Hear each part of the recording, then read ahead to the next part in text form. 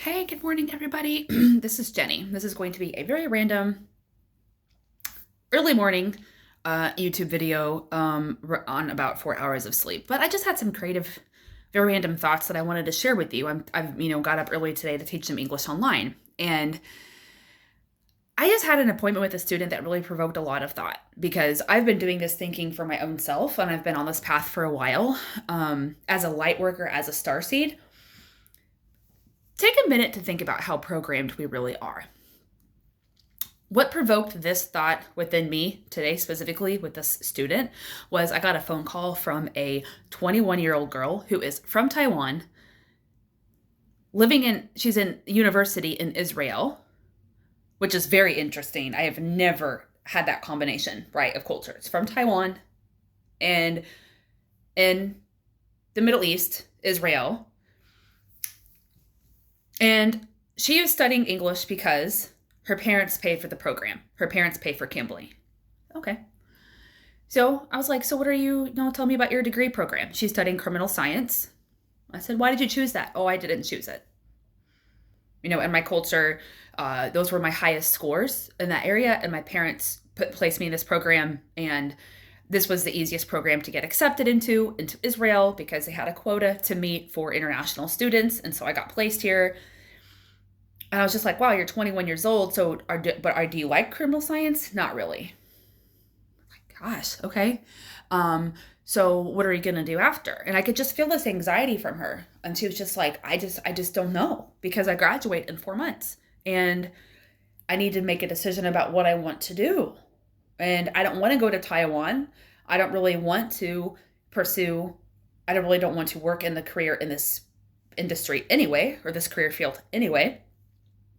I don't really, therefore, also don't desire to do a master's degree in this field. I was like, okay, so, but do you like school? Do you like to learn? No, I love university. Okay. So I was asking her all these like diagnostic questions because I love to do this with people.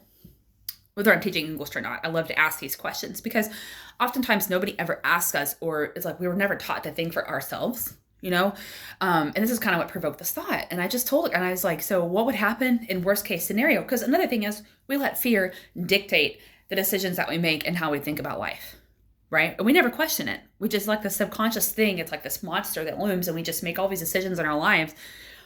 And then we wake up and I also speak to people like this every day when I teach, or just in general in society. They're 40, 50, 60 years old and they're unhappy with their life because they've never been given the freedom or given permission to think for themselves for lots of underlying subconscious reasons. Pardon me. So I just asked her, this kind of questioning, so what would happen if you didn't go back to Taiwan? What would happen if you chose not to do this career field? What would happen if you chose a master's degree in an area that really interested you, or a second bachelor degree in an area that really interested you? And she was just really quiet. Like, no one's ever said anything like that to me before. And I said, what would happen if you didn't go back? What would happen? She's like, well, what I really want to do is I just want to travel. I just want to learn languages. And there's not a person more equipped to have this conversation with her than me because of my path. I just spent 6 years of my life traveling in South America, and I'm about to go back and embark on a radical journey through Mexico, Central America, and back into South America. And she's like, well, but my parents financed this. And if I choose something that they don't approve of, then where's money going to come from? Where is funding going to come from? Where is support going to come from? I just asked her, I said, so you think that the only way for money to come to you is within this matrix system, inside of these box, inside of a box, inside of a box, inside of a box? So then I started asking her questions about her family. Do you have a good relationship with your mom and your dad? No. Okay. So you're doing everything, the decisions you're making in your life are based on not being rejected by people you don't even fucking like. And you say this shit, it's okay. I know they're your family. You were born into this family, but you can still choose your own path, right? But anyway, that's her stuff. But it really got me thinking, provoked thinking within me about how programmed we really are, right? We're all born into for example, your mom, your dad, two completely different human beings, their own universe. They came into the world with their own generational trauma, their own like trauma through a maternal root, a paternal root, maternal root, paternal root. They came into this world with their own, or born into systems that programmed to think about class structure, religion, politics, gender roles, sexuality, their own sense of self, their own boundaries.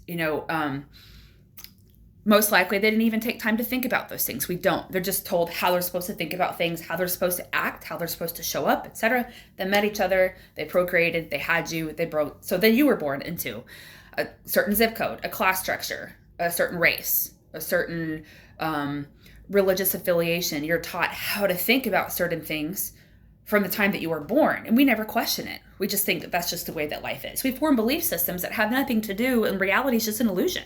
Because I'm here to tell you, when I traveled those 6 years roguely, 3 years in Colombia, backpacking, drifting, hitchhiking, catching buses, motorcycle rides, and just listening to local cultures and how radically different the culture is in a small village, even to the next village. You have some commonalities, and then even from a small village in the mountains to go to a big city in the mountains, and then to travel to the jungle and a village in the jungle, and then go to a small beach town and then a big beach town. Sure, there are some commonalities, even amongst South American or Central American, Latin American cultures in different countries.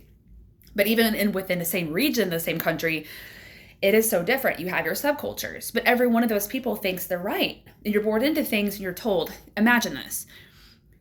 Assuming that you start school when you're 4, you're told that you have to go. You're told what to learn.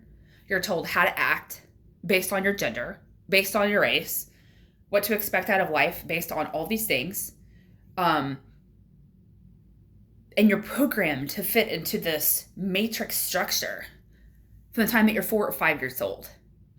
And this goes on through, and it's like you're shamed if, most often, even if you have a wonderful family, you have this sense that you're programmed for a sense of belonging, you have to behave this certain way to fit into and to have protection from a group of people and to fit into a group or a community.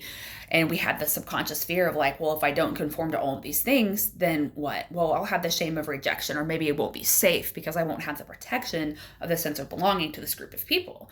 And then we start pre-K, and then we're in kindergarten.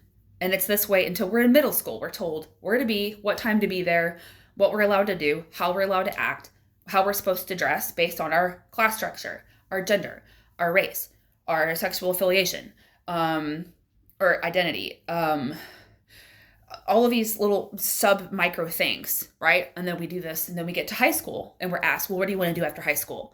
And we're taught that we can only work a certain way. We're supposed to think about, we're supposed to know who we are as adults, as people, and we're supposed to choose a degree program. Well, college isn't for everyone, but we have this programming. This is the only way you can do it. And then you finish school, and then what? You go into another matrix box if you choose university, because you're well, if you don't have school, then you can't be successful in life, this, that, and the other. This is the only way that this is going to work. And then you start university, and you're told where you're supposed to be, what time you're supposed to be there, what time you're allowed to leave, how you're allowed to dress, how you're supposed to act, speak, and feel based on race, gender, class structure, religious affiliation, all these other things. Then you finish your degree program, and then what? You get into a career. And then, by what, 24 to 26 years old, maybe if you finish a master's degree, right? Because we're all competing against each other. And this is the only way to do it, survival of the fittest. That's poverty mentality, by the way. So then you get to there, and then what? You started a career, and then what? You're told where to be, what time to be there, how you're supposed to dress, how you're supposed to act according to gender affiliation, race, class structure, religious affiliation, political affiliation, all these things. And when the hell are you ever allowed to have space and time to find out who you are? I'm telling you, I spend time with these adults, especially every time that I teach. And by this time, and you're told that you're supposed to find a mate. What is it? And you're supposed to feel shame if you don't. And preferably within your same race, and preferably with the emphasis of heteronormativity, which means that typical hetero relationship, a man and a woman, and like with all these gender roles and expectations, like it's all supposed to look like this. And you're supposed to commit to a house and a 30-year mortgage and fill it full of stuff. And that only at 65 years old, you're allowed to experience the life that you love. And then you have time to think about, but only if you really suffer for it. Because I know as a little girl, I was always like, well, but there's not a thing within the matrix that makes sense to me. Ever since I was a little girl. And I would have all these questions. Well, what do you want to do? Well, I want to travel and learn languages, and I want to learn how other people see life, and I want to make money doing it somehow. And I was always told, that's dreamland, that's fantasy land. That's not really a reality. You can't do that. Your passions and your dreams can't make you money. You need to be responsible. Why can't it? Why can't I travel and document things? Why can't I write my own books? Why can't I learn new languages? Why can't I live within cultures? What if I don't want to invest in a mortgage and be in one place? Like if I was meant to be in one place forever, I would be a tree and I would have roots. But I'm not. I've got wheels, man, these feet, and I'm able-bodied, and I want to go as hard as I can go. And I want to experience life and see things because I'm not promised tomorrow. And this world is full of beautiful things. But it never made sense to me. And so I just wanted to say, take a step in to stop and think. You don't have to wait until you're 40 or 50 or 60. And it's okay if you already are. If you're going through this awakening at 40, 50, and 60 years old, and you're realizing that there's more to life and no one's ever told you that, it's never too late to stop and question these things. You literally can stop and let everything go. I mean, obviously, it's a little more complicated if you're married with a whole bunch of assets and you've got kids and you're in a big career you don't like. I mean, it's a lot more messy. But I'm just saying, why would you know who you are? Because we've never been taught to listen to our intuition, if anything, from the time where we're kids, even if we come from wonderful families that have, good intentions. Like, we're taught not to listen to our intuition from the time that we're kids. If we say, well, I feel X, Y, and Z. No, you don't. Or, stop feeling that way. Or why do you feel that way? Or like we're not told, or if we want to express ourselves a certain way, no, you're not allowed to do that. You're not supposed to do that. Because that's not what everyone else is doing. Like you're supposed to conform, but it's like the fear of the shame if you don't. And I love questioning these things, because I do meet a lot of students. Another thing is like I met a woman on a rooftop one time when I was traveling and she was from Africa. And that was a very rare thing to find in South America. It's like, where are you from? Beautiful, black as night. And I was like, where are you from? I'm from Kenya. I was like, wow, so why are you in Ecuador on the rooftop at this hostel? And she told me her story.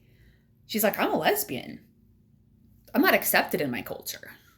And she was like, I literally had to leave my country and I had to come here to live who I am because I tried to live a life for a long time. I even tried to be married to a man and do everything the way that I was supposed to do for my family, for my culture, for the religion I was born into and everything. And she said, it was literally so miserable. Like I would rather live through the shame and push through the fear of not having any affiliation whatsoever with my culture and my race, in my country, and embark on a life completely by myself as an African woman in foreign countries.